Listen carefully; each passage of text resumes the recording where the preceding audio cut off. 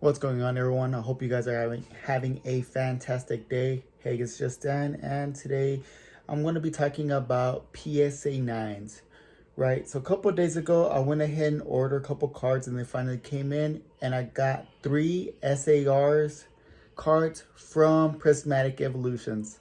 All 3 of them from Prismatic Evolutions. So if you know your cards, you know exactly what I got. That's right. I got I'm just kidding. I went ahead and got Dragon Pult EX, Iron Valiant, and Iron Crown. So honestly, I thought this was a perfect time to go ahead and grab these cards, just because probably next cycle or the next Pokemon cards that we're going to be getting, they're not going to be heavily invested in Paradox Pokemon, right? So I want to knock out these, kind of get them cheap. And for a PSA 9, honestly, they weren't too bad. We're talking about $25 and less per card. And of course, they're going to be Japanese. So I know some people are going to be in the comments, oh, but it's Japanese, it's not English. Well, damn, man, who cares? It's my money, right? If I want to spend it like that, I want to spend it like that. But regardless, that's not the point. So the point of this video is, why did these cards get 9s? If you're going to be buying PSA 9s off the vault, you can actually zoom in on their pictures. I like to use the app, and it gives you a really good image about the card. Front and back, so you can kind of see any of the issues that they have.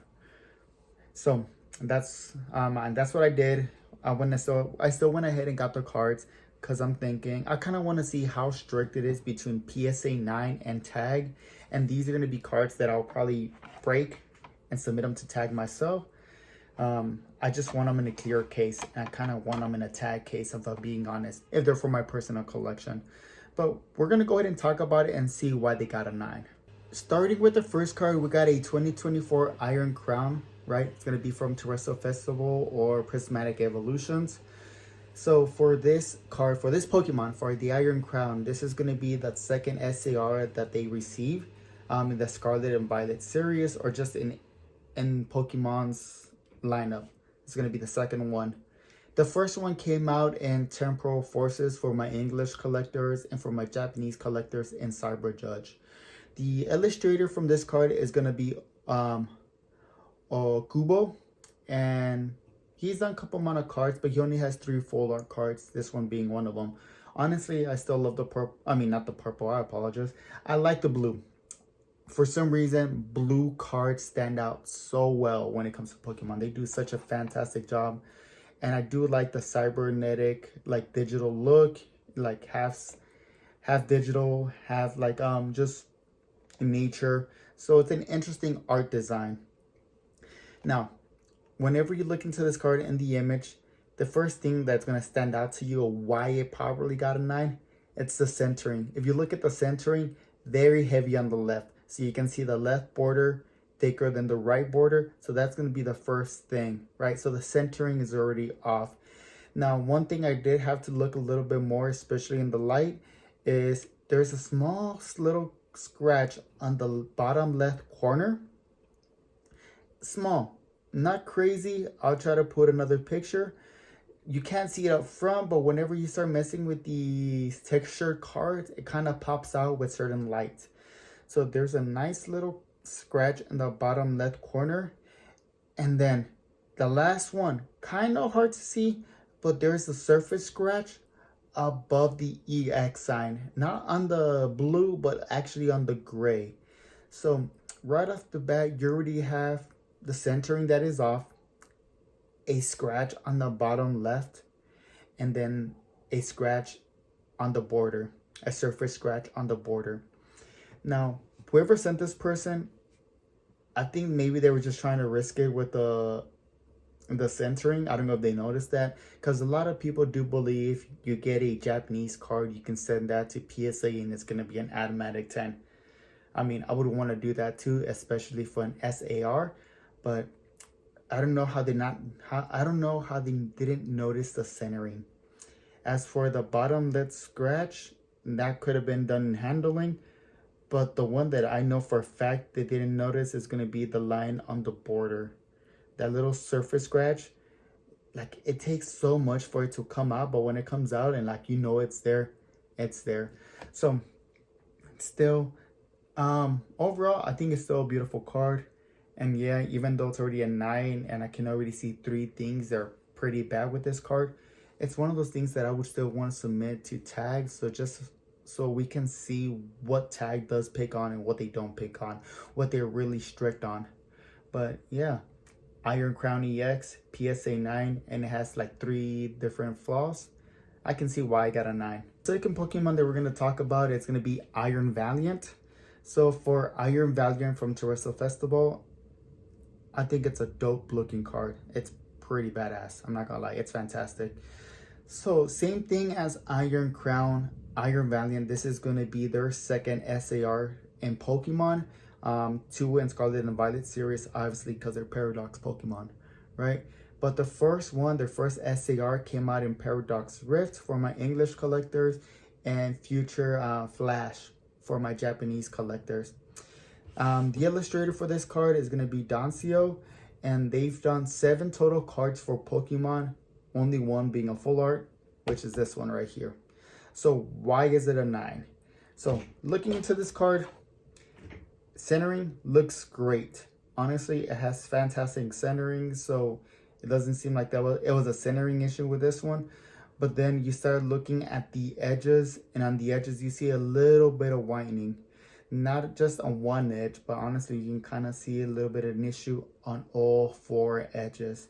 So I'm not entirely sure how this card was handled, ripping off packs, but unfortunately if it wasn't for that edge damage, it would have been a great 10. Ooh, sorry. Ooh, there we go. Perfect. It would have been a 10. But you got 4 different corners, all with different problems, and that's kind of like a shame. That's a shame. So, but if we're talking about prices, if this one would have came back as a 10, this is a $50 card, right? The other SAR, the one from Future Flash, right now it's going for $80, and there's around 1,200 copies. Honestly, I do feel like this one's probably going to be the cheaper alternative, for the simple fact that a lot more people have been ripping Terastal Festival way more than Future Flash. Why? Because no one's really chasing this card. Everyone's trying to get the EVs. So SARs like these are going to be more easily accessible. So if you're looking to collect these Pokemon, absolutely go with the Terastal Festival SARs. Probably save you a couple dollars here. For the final card that we're going to be talking about, it's going to be the Dragapult from Terastal Festival. Now, this is going to be the first SAR when it comes to Scarlet and Violet series. But for the Sword and Shield, there's plenty.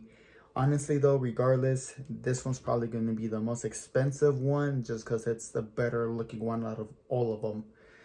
So the illustrator for this card is going to be Jerky. Jerky has done 27 cards for Pokemon, 9 being full arts, and they've done some pretty great work. We're talking about the whole Pidgeot, and Pidgeotto line on Obsidian Flames. They also done Tapu Koko from Paradox Rift.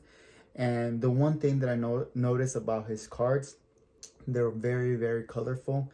And that's exactly what he decided to do with Dragapult here, holding the, what's that thing? The crown. Not the stellar crown, but the different typing crown. And they went ahead and made this card extremely colorful. So why did this card get a 9? Well, if you start looking at the image, the first thing that should be popping out, that should always be checking, is going to be centering. Same thing as the Iron Crown. It is heavy on the left side, thicker border on the left compared to the right. After that, I went ahead and inspected the edges really close, and the only thing that I could really find, it's going to be on the bottom left corner. On the bottom left corner, we get a little whining issue, so the edge is a little damaged. But outside from that, only 2 defects made this card a 9. So that's honestly a shame though, because this is a really beautiful card. And we're still talking about, like, as a PSA 10 for the Japanese side, it's still like around a $50 to $60 card that you can find. But since as a 9, you can get it under 25. And it's kind of like the same thing that I mentioned about before. If you're looking for SARs, you can probably get all the SARs from Terastal Festival, as long as they're not the Evolutions, at a decent price, just because that's not the main attraction. But Dragon Pole is a fantastic looking card, and honestly, I wish it came back as a 10. So thank you. If you made it this far, I really appreciate it. Thank you for watching the video. Please drop a like or a comment. Honestly, I think in the future I'm still going to be buying 9s just for the sake of completing my Pokédex. It is cheaper, and honestly, if I have the opportunity to collect SARs at a cheaper price, absolutely, it's one of those things that I would rather do than paying like $30 for a typical illustration rare or a full art. But that's just me though. At the end of the day, like I always say, collect what you want to collect and what makes you smile, what makes you happy. Can't wait for the future to get more, and so we can go about why they got 9s or their certain grades. But outside from that, I hope you guys have a fantastic day. Until next time, take care.